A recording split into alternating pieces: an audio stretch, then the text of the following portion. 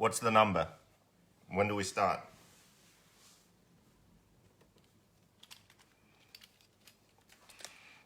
Hunk is the car.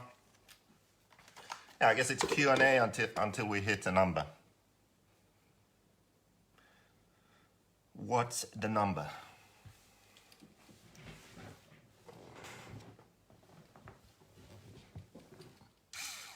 $136. It's not gonna happen at this time.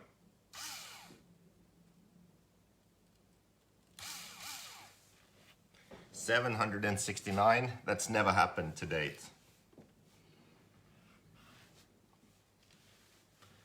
I think we're going with 69. One more. No one asked the question, so you're screwed. Woohoo! I can start. 70.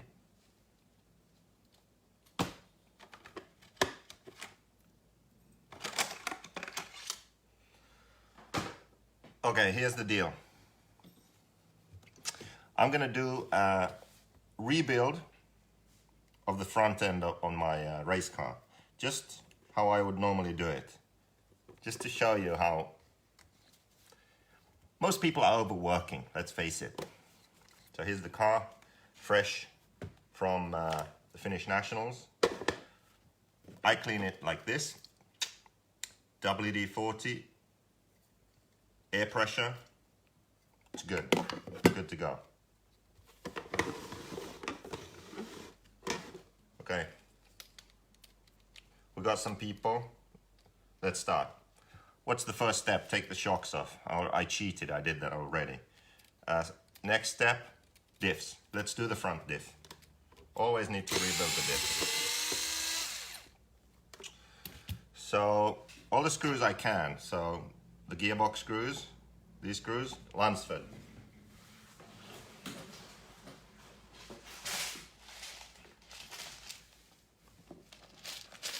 I also have some THEQuagraine stuff, lightweight.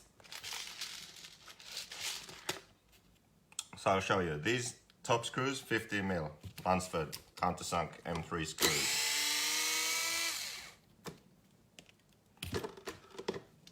These gold ones here, THEQuagraine, aluminium screws. Don't believe the Americans, it's aluminium.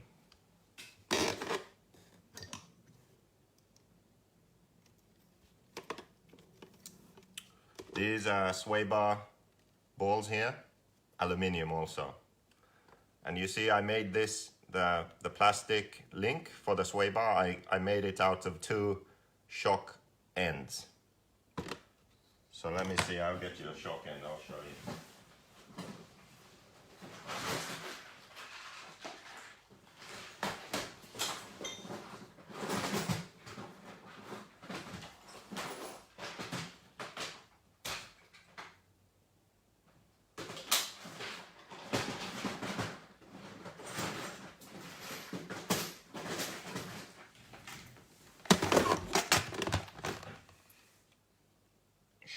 Shock ends.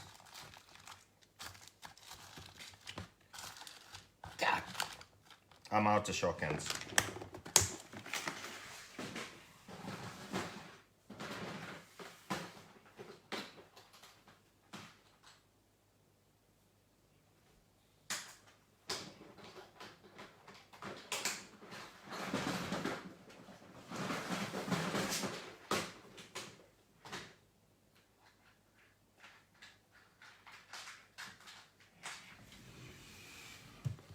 I knew I had some. This is what a shock end looks like. So you cut it right where this sort of triangular bit ends. So you cut it right there. Boom. Cut 2 of them. Use a group screw, like the grub screw, for setting group. Connect them, and then you have an adjustable link for the sway bar. There we go. Speed secret.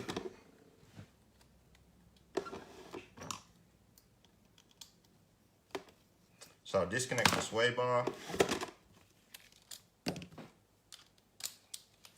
If I was professional, I'd had 2 of these, so I don't need to swap the ends, right?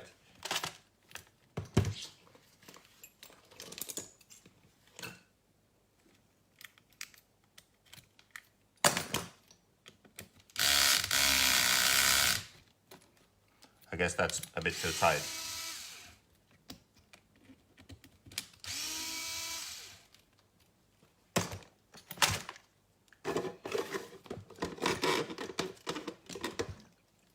These screws, also aluminium. Yeah, man. We need a tuning screwdriver to get these out. The flat heads because the hex head would strip. It's as simple as that.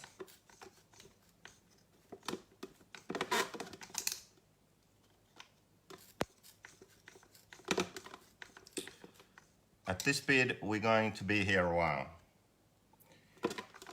Salty, you just don't know my rebuilding technique. Basically just doing the diff here. Because the car's dialed. And today's only front end anyway. Front end's the hardest bit, really.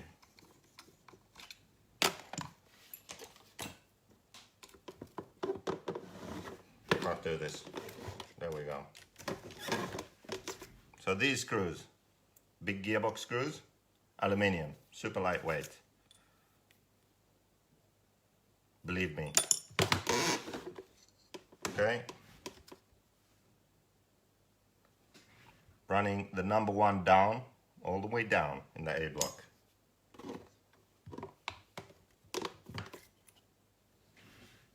Running a secret 3D printed front gearbox cover that raises the sway bar here. I'm such a bastard, running parts you can't get. Front diff, we're gonna rebuild this thing. 45-14 gearing. Still feels good, but I'm gonna rebuild it because I'm preparing this car for the next race. So there you go, everything's nice and clean because we have the O-ring there in the chassis, so no dirt gets inside. Genius. Not my idea, I copied it from Fioroni, I think.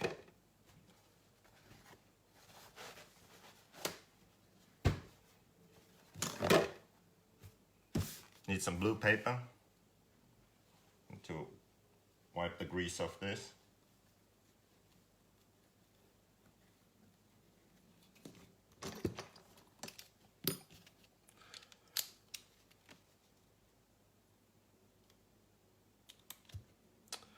What's someone saying?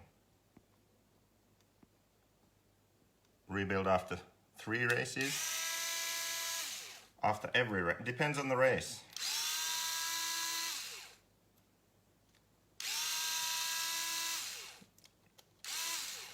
Usually do this kind of rebuild before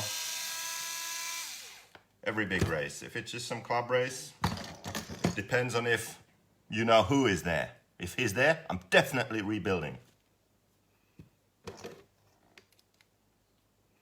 So, oil's not too bad. It's charcoal, not you know, jet black.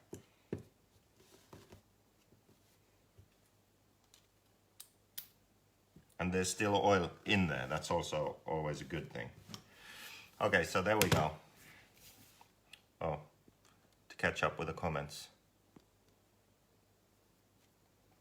Yeah, they really should run JQ. I mean, it's that time.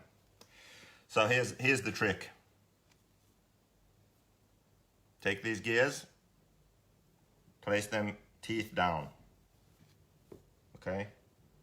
Normally what I'd do is I'd, you know, go and do something else, rebuild something else, but you know what, I'm a bit lazy today, so I won't. I'll just keep going with the diff. Take the out drive out, wipe it off.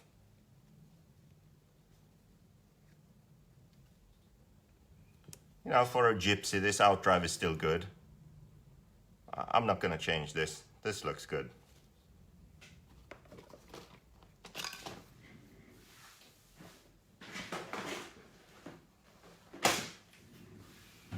Using the Ultimate Racing stuff. So I use the Gearbox Teflon grease. This stuff, I like to use this syringe. It makes me feel more special. So I take this syringe and I put some grease on the outdrive here. Lube this axle up real good. It's a really important step here. Just lube this up, you know. Then we go back to the crown gear here. Take the O-ring and the two shims out.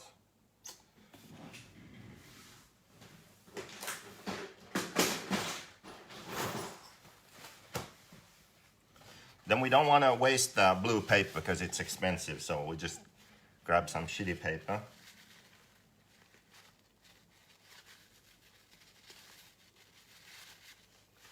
Dry the excess oil off. This is important because true gypsy I am, I'm not going to change the gasket. You know, they cost money too. Just going to go with the same gasket. So I'm just going to make sure that the gasket is dry and do this carefully so I don't rip it. So that's really going to piss me off. Then I have to put a new one on, and yeah, we can't afford that right now. You know, we have to pay Keenan's wages. He's traveling to the RCGP. Keenan needs, you know, the seatbelt extension. He needs 2 seats. It's expensive. So there we go. So now you see how nice that is? Nice and dry. We can use this gasket again. Bearing.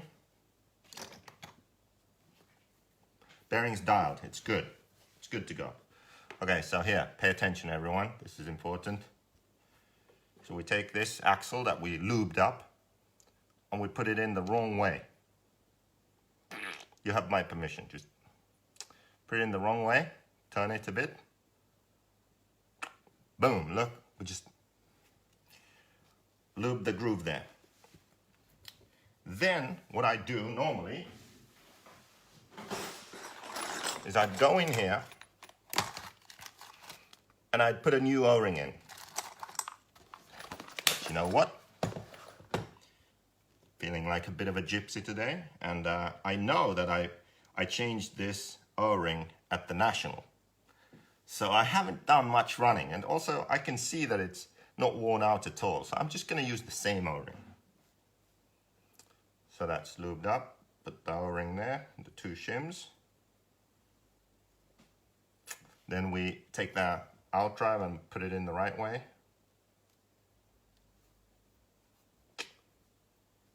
And this grease is really thick, so you can feel some resistance. Doesn't, you know, turn all free. That's fine. That's fine. No worries. It's supposed to be like that. And we put the pin in. Done. This part of the diff rebuild is done. Lube the groove, very important. Yep. Diff checkers are for hoodie drivers and field nerds. We'll get back to the diff check thing. We'll get to the steering rack here in a moment. Let's finish this diff first. So now for the other outdrive.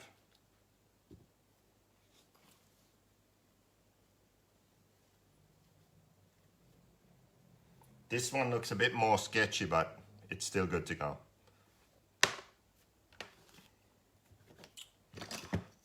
Take the O-ring and shims out. Boom.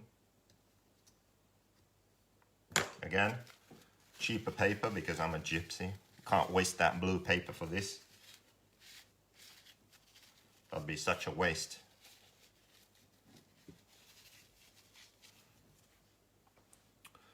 What is this? I get minus points for what? diff warm, a diff warmer during rebuild process for operating and rebuilding temp consistency. Well, you know what? I don't have a diff warmer. Does it work in the microwave?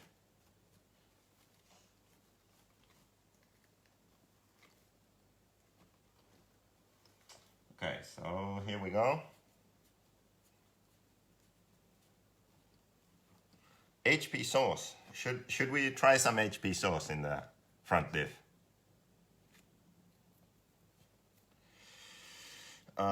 Same thing, same deal. So you remember, Ultimate Racing gearbox Teflon grease. That's really good for the axles here. Lube up the axle. Okay, so then let's see. So the axle is lubed up. What do we do now? Do you remember? What do we do with this axle? It's all lubed up. Somebody, help me out here.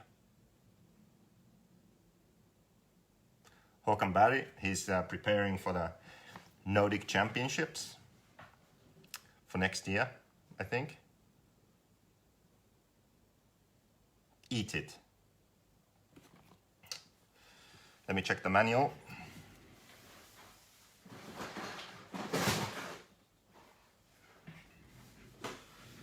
Manual actually says, do not eat the parts. So clearly you aren't listening.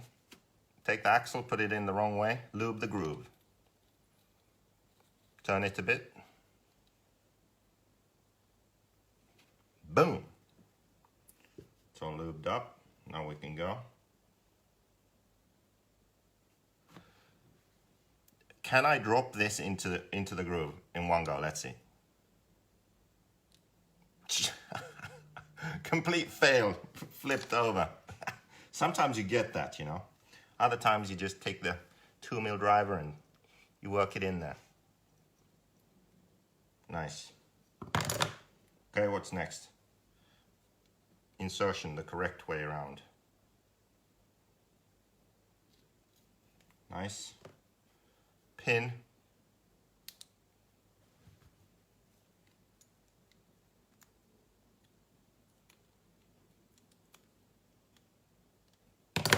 There we go. So now this part of the diff is done. And see? You know when I said take these gears, place them teeth down? Now what's happened? All that oil has run onto the paper. Genius. You don't need brake cleaner. You don't need to give yourself cancer. Then just wipe it a bit with a microfiber cloth.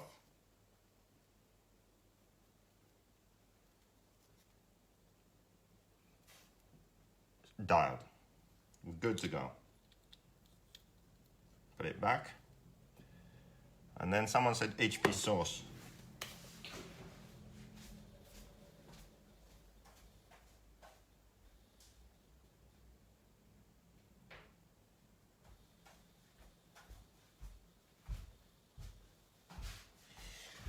So we get that HP sauce. So we get the HP sauce and fill the diff. Oh, crap. That's a bit too much. We need to get some out.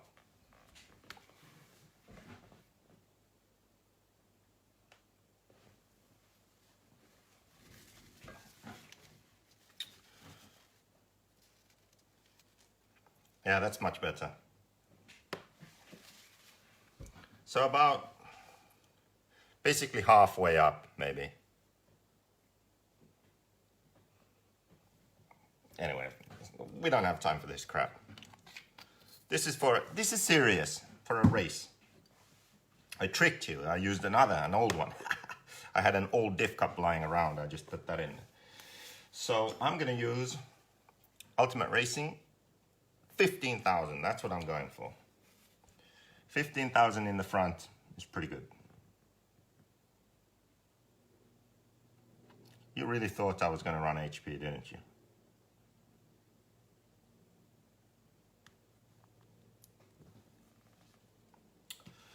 So, about halfway, we grab these. We just get the last bits of oil off.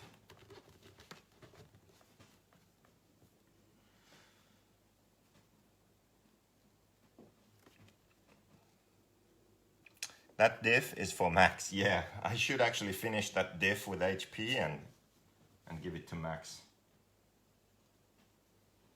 That would be good. Then when he opens it, he's like, wow, oil is really brown.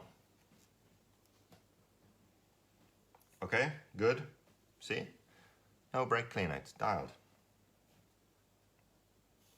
Drop that in the diff. Now comes the messy bit. So you see that's all in there. Take the second gear.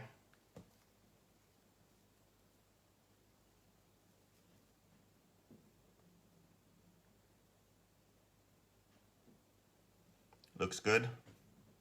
All the teeth are there. That's always good. Drop it in here. Press it down. Turn the diff a bit.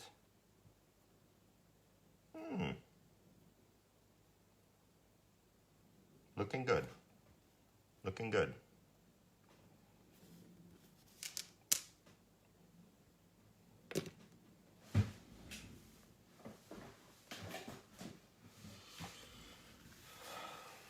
Now,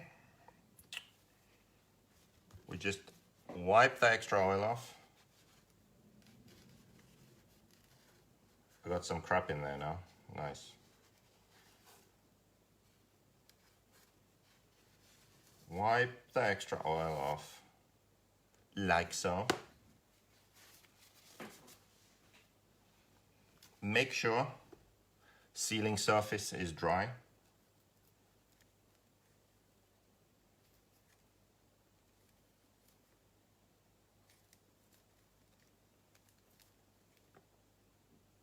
And then I always line up the groove with the pin. Line up the pin same way. Close the diff. Boom. That's it.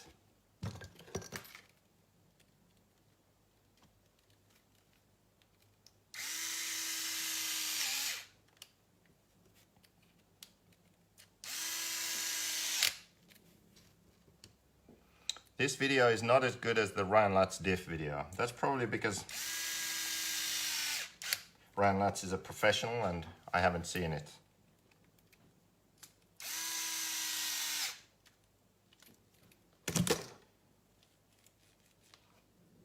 Nice.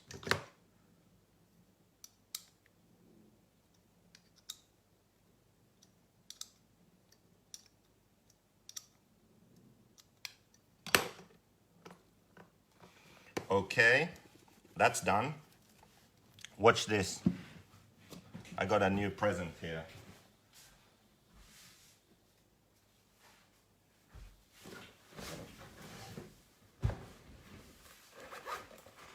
As soon as I got this, they released a new version. That kind of pissed me off with an internal battery. Diff check. I'm gonna check the diff just for fun. Look, the one thing I don't understand, why so many numbers? It doesn't make any sense. We don't need that many decimals. Okay, let's check this. It's like 15,000. It's like, you see that? It's like 2,200, 300, 400, 500. Like, what the hell is going on? Like, we don't need all those numbers. We need like give me an average over 5 seconds or something. I'd say like 2,300 is probably the average. 2,300, whatever that is. Basically, this is good for just comparing. So if you always want to build the same diff, you know, maybe you can figure out something with these numbers. But I got it just to compare different manufacturers' diffs and, you know, different diff oils. Like you have 2 diff oils that say 10,000 and you check, what's What's the difference? So anyway, the diff is done. Then back to the syringe, my favorite part. We put some lube on the teeth here.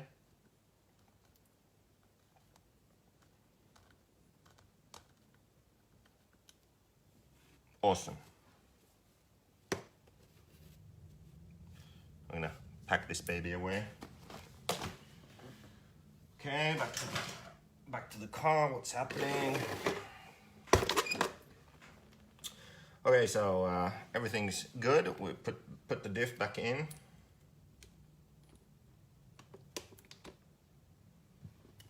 The super secret 3D printed gearbox half back in.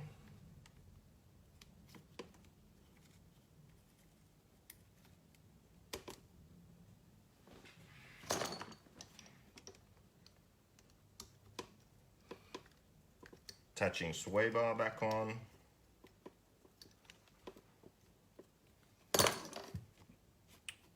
You know, a good thing you could try, just why not? Because you have the front end open anyway. Just pull the hinge pins out. Make sure they're straight. Roll them on a flat surface or something, you know. If you're really good, just look at them. Yeah, they're straight, you know. I had a good race. I didn't crash too much. Arms are in one piece. Can't see anything broken here. Everything's free. Okay, put the A block back on.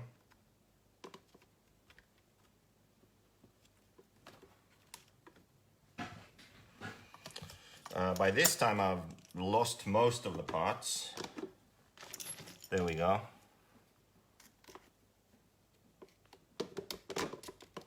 Gearbox screws.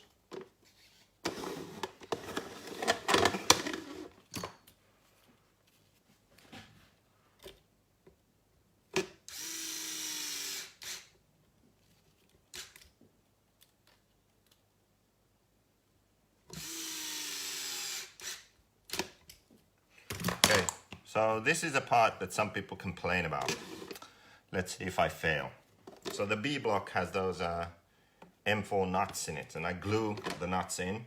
But another thing I do is I don't just when I tighten this screw, the gearbox screw, I don't just crank it in, you know. I make sure to hold the nut and make sure it threads on first, and then I start pushing harder on it, because otherwise I'm afraid that the nut will pop out, and then that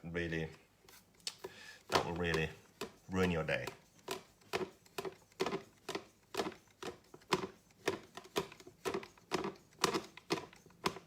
There we go. We're 50% there successfully. On the other side.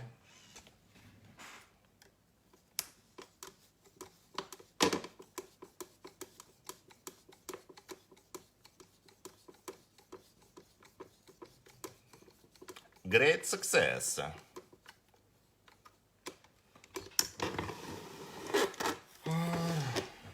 Okay, then I tighten these actually pretty tight, because it helps to keep the mesh tight also. And I just make sure that the arms are free.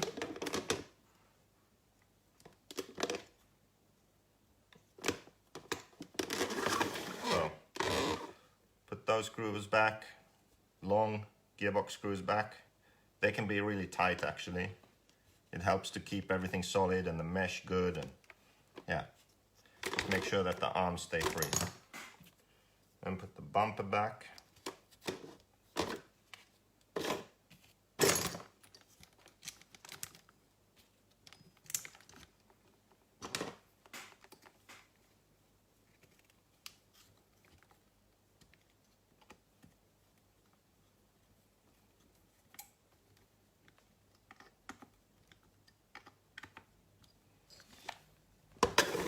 Okay, that's it. Okay, what else? I never really take the knuckle off. I don't need to, you know, if I'm not changing a part or anything. These knuckles are new. They have this, the shortest hole is actually the same as the long hole on the old knuckle. So there are two longer positions. So I'm using the middle one, which is one longer than the standard one. Also, you can adjust the height of the knuckle here. Now it's at the standard height, but then I can also raise the knuckle 2 mil from that, but I'm gonna keep it here. So same as the old standard knuckle. So yeah, C-hubs are good, knuckles are good. One thing we could check is the play. So let's see.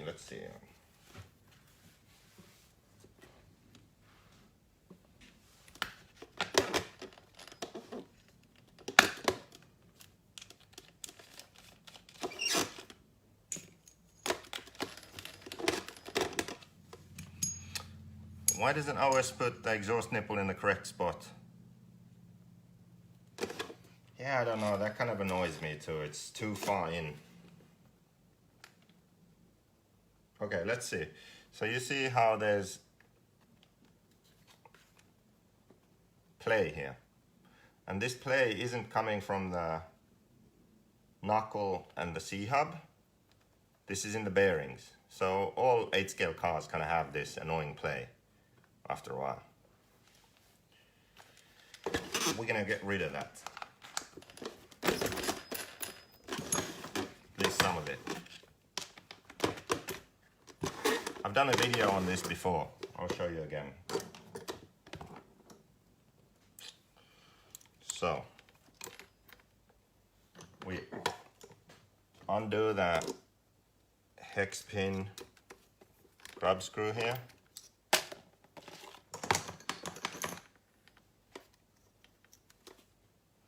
Hex pin. Get the hex off if you can.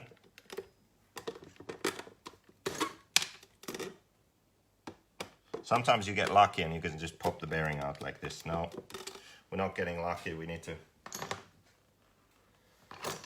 get the upper link off.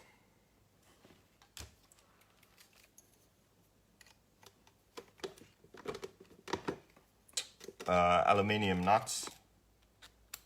Ultimate Racing aluminium nuts.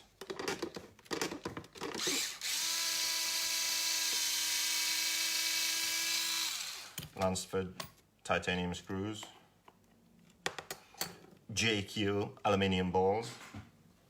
All about lightweight. Okay, so now we can get the drive shaft out here. What we really want to do is get that outer bearing out.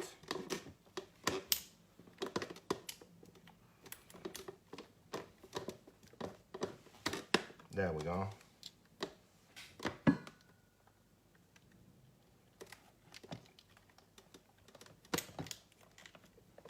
Obviously everything's stuck because I'm trying to show you how this is done. Can't get that bloody axle out now. God damn. Always the same with these damn things.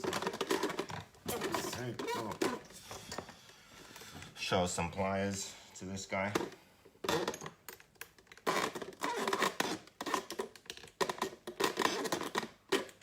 What the hell is going on here? And this bearing, this.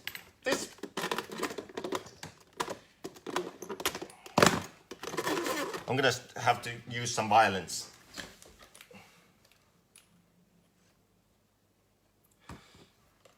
Violence on this bloody bearing.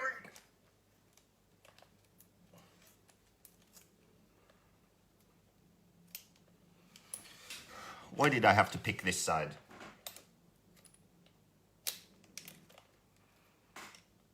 When in doubt, grab grandfather's pliers. Smash this thing out.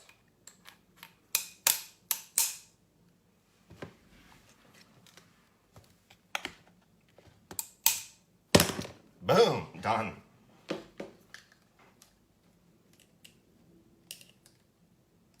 Now it's stuck on the other bearing.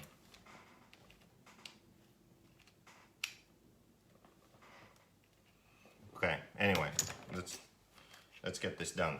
So I took the outer bearing out. So what we want to do is we're going to put a shim in here and then the bearing back.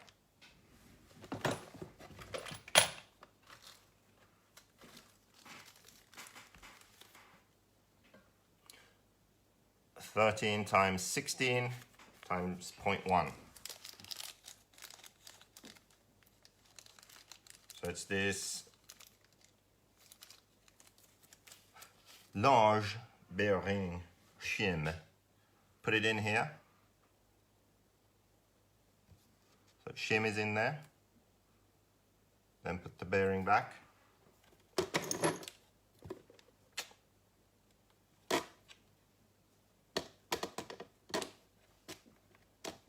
Now hopefully we can get the drive shaft back in without too much violence.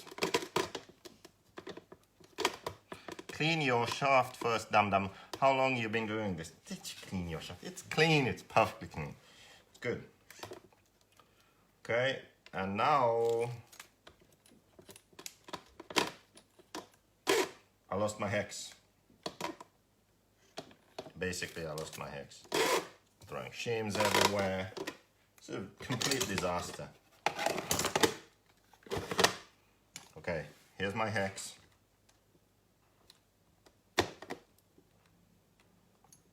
Hex pin. Let's see what the shim did.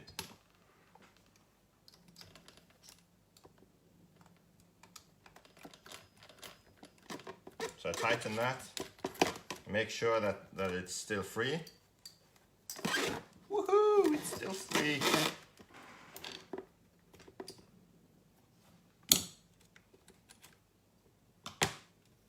Put the upper link back on.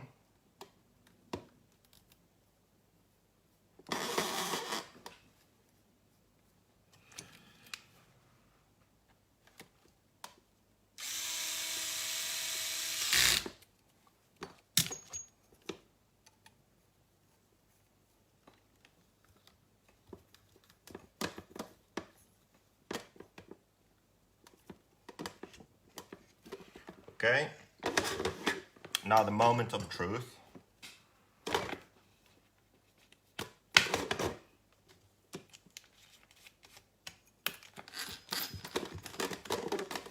Was this an epic fail or not?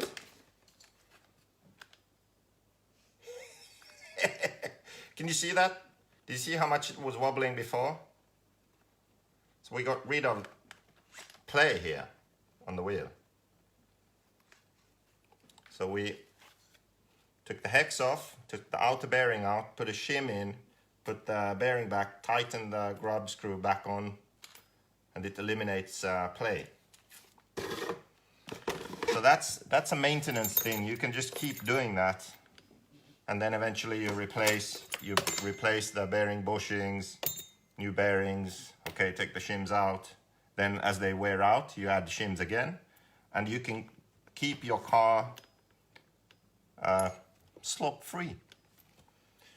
That's why these holes in the drive shafts are long. It's not a hole like on the other car brands. It's just a hole. Here it's a groove like this, and that's because when you tighten the hex pin in there, I can show you this.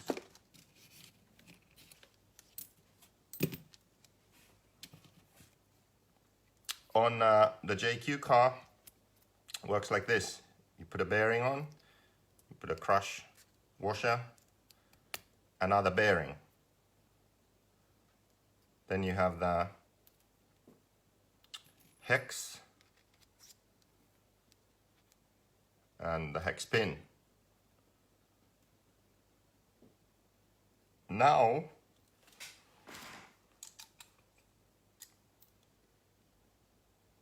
what happens is, when you tighten this, the pin can move in that groove. So it will, this is so confusing, everything's moving the wrong way. When you tighten this, the pin can move in the groove, tightening these bearings together. Now, if it wasn't for this spacer here, it would break the bearings because it's tightening the inner race of the bearings. So this spacer is what keeps the bearings apart. So when the plastic bushings wear out and everything starts flopping around, you just add a shim and it will tighten this back up together. Like the bearing will be sitting on the shim in the bushing and the inner races will move closer together, eliminating slop. Such a genius design that people just gloss over and forget about and don't use. But you can really get rid of the slop this way.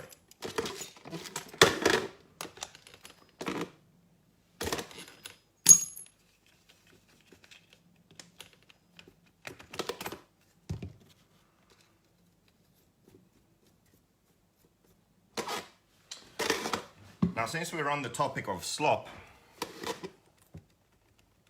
check this out. Check this steering rack out.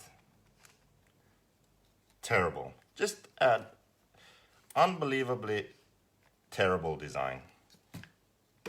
Just wears out. Someone made an option part of... you know what? It's not that bad. Someone made a carbon fiber option part with bearings in it. So what I do if I really wanted to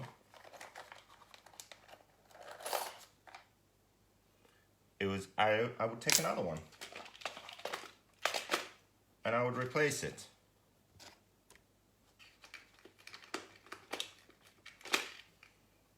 New bushings, new Ackerman plates, and that's it. But you know what? I'm not going to. I'm going to show you the gypsy way.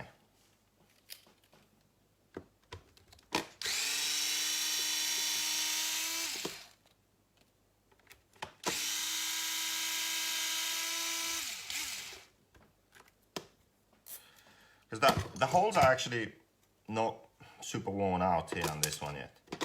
So a good idea, a good thing to do here is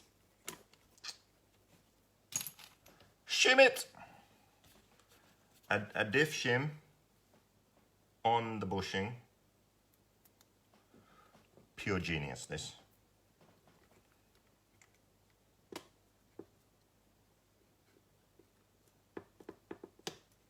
Assemble again with said shim.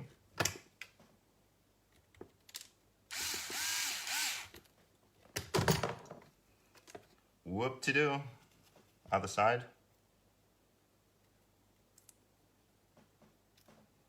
Carbon fiber ones break, I hear. Well, that sucks.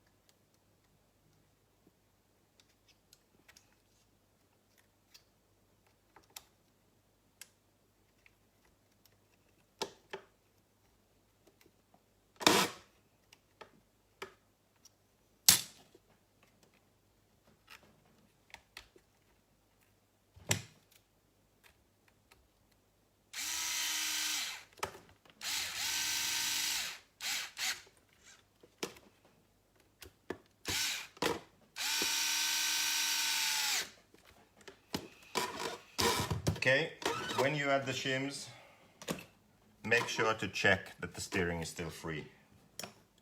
So I just pop this link off here.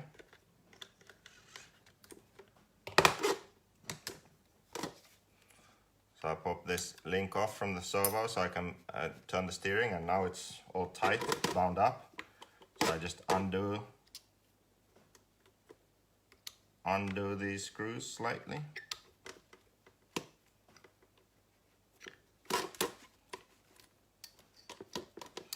So now it's free and slop free. It's free like America.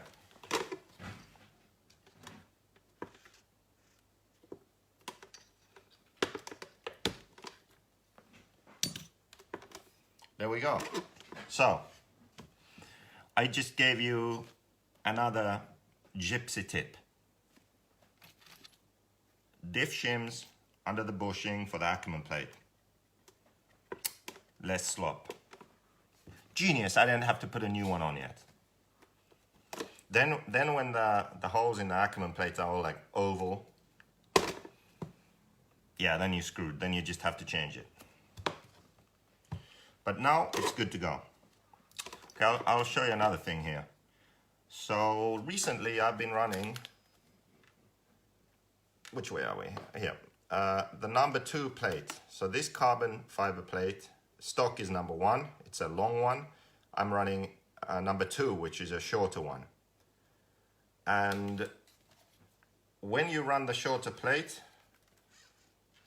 it's also good to use the middle or the rear hole here on the Ackerman plate. And when you use the rear hole, you have to check this out. Using, which side would you see this on? Maybe, can you see it here? Yeah. So using the rear hole, the link will hit this part here, this plastic part here. So you need to Dremel this area so that when you turn, the link doesn't hit there. So you need to do it on both sides. So pay attention there. It's easy to overlook. If you use the rear hole here, you need to take some material off this part here. So then at full lock, the link doesn't hit. Also, these turnbuckles, the steering turnbuckles, are a bit short. So I got longer ones made just for safety's sake. Let's see what the standard ones are.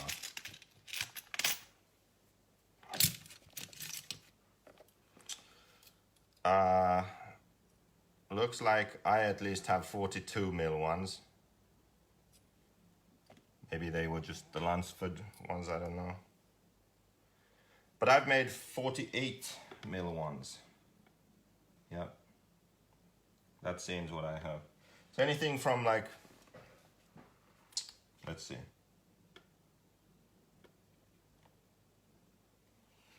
I have a 30 millimeter gap there.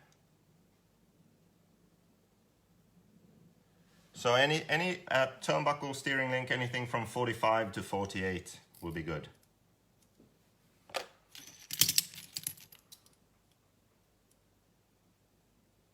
Yeah, 45 to 48 will be good.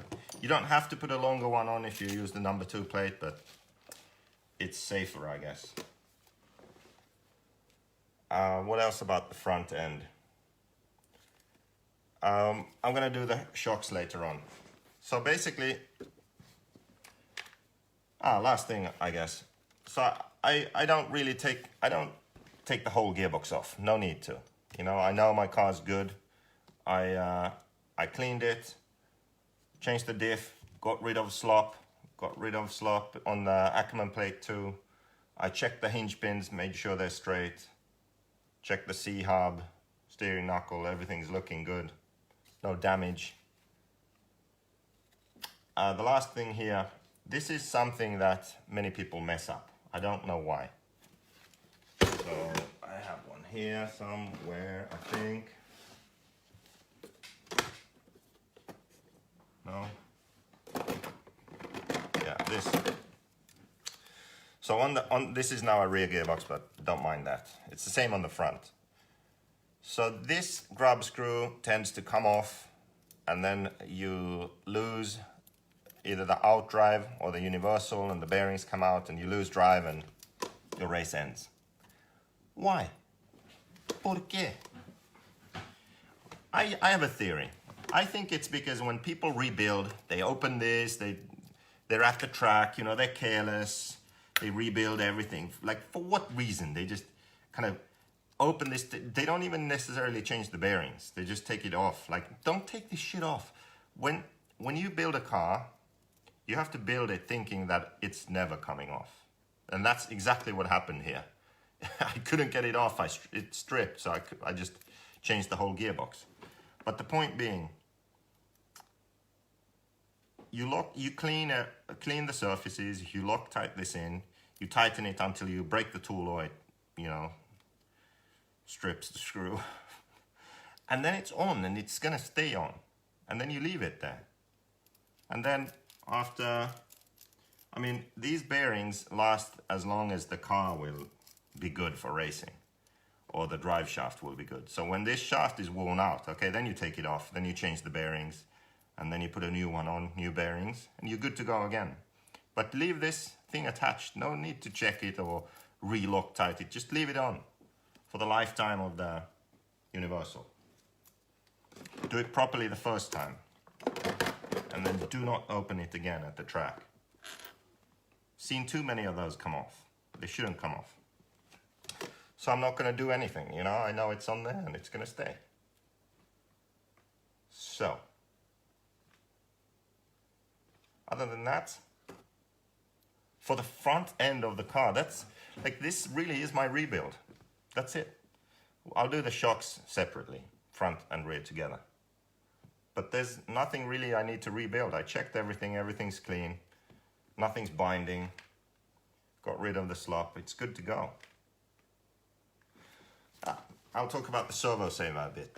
So I've eliminated my servo saver completely. So I glue this. You can use shoe glue or silicone or whatever. You just smash it in there as much as you can. Like, you put silicone on the metal tube. I don't have one here now. You put the plastic part on there. Then you put some more. Put the CNC servo saver top on there. And then you just tighten the nut all the way down. So it's locked, completely locked. Actually, I don't have one here. Sometimes I even put a zip tie around this plastic part around the post so that it's really solid, so it can't flex in any direction. So I've been running now for over a year already with no servo saver. Just glued everything shut, zip tied it, no flex, no servo saver. I think it's better that way. Okay.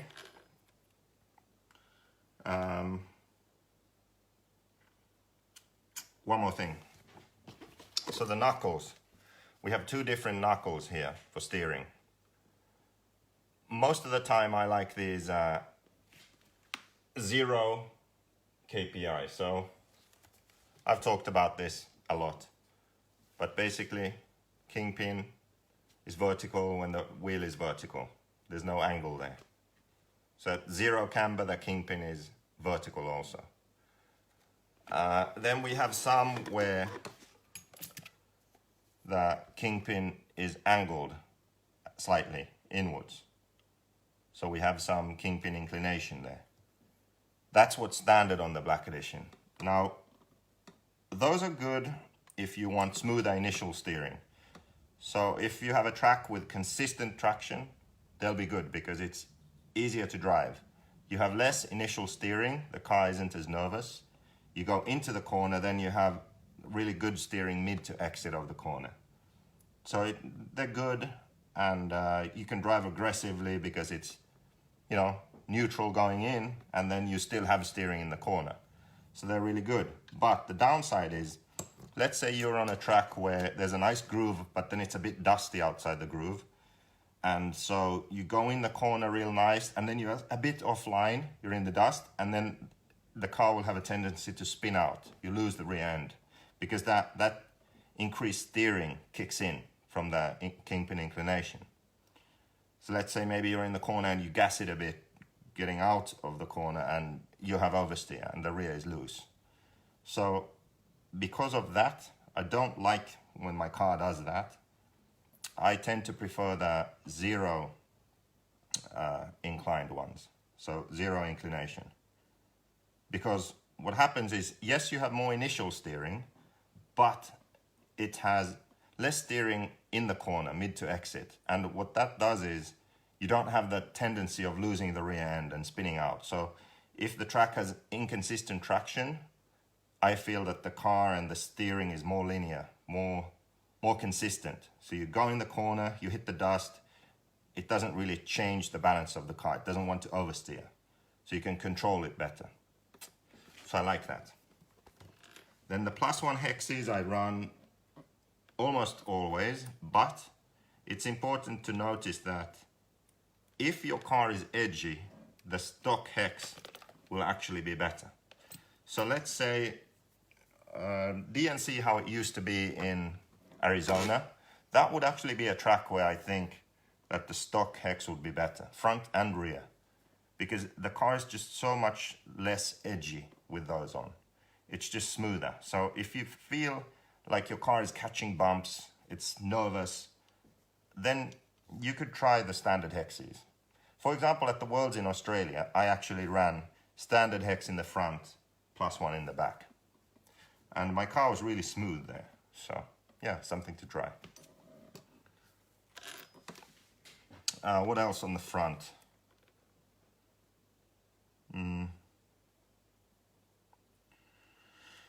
Nothing really.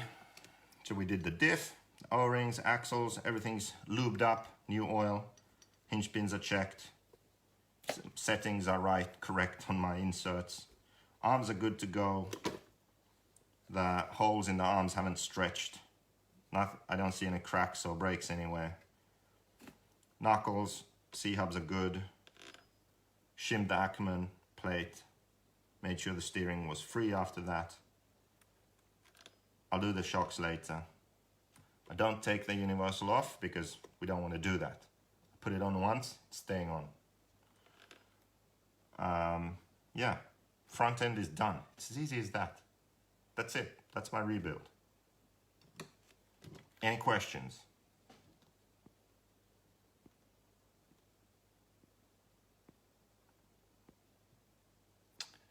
Will kill the servo. No, it won't kill the servo. The no servo saver. I mean, yeah, I guess it could, but I mean, anything could. So I haven't broken any steering servo gears or anything crashing because of no servo saver. There you have it. Try it.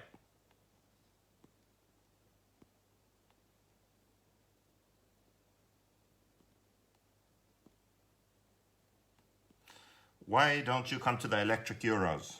Because they're electric Euros.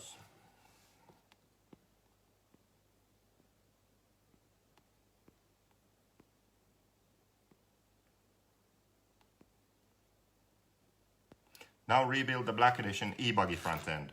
You know the thing about the Black Edition e-buggy front end is it's identical to this. So just apply the same video to that. I keep blowing out rear, crown and pinion. Then you should watch tomorrow, my friend, because tomorrow we're rebuilding the rear.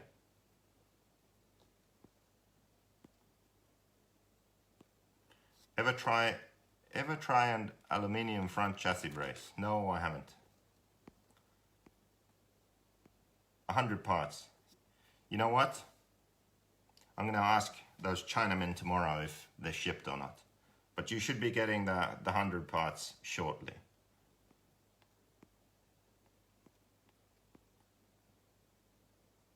Who will be the Beach RC racers at RCGP? Well, Beach RC are gonna have to announce that.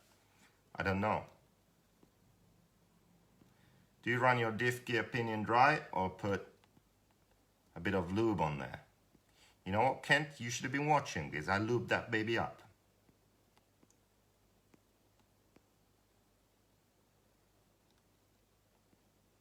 Can you start tomorrow's video 2 hours later? No, I'll probably start at the same time, maybe even earlier tomorrow. So anyway, that's it. Front end is done. Tomorrow we're gonna do the rear end, and then Wednesday for the actual real Facebook Live, we'll do the center part. And then those other segments that I promised you. Okay. Yeah, I use the air filter oil from motocross when I can. When I'm here, I always do. We go over that on Wednesday.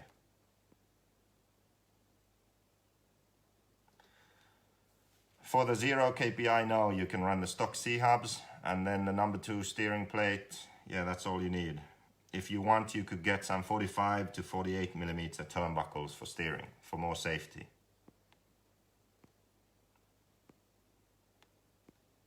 E, buggy. Good idea.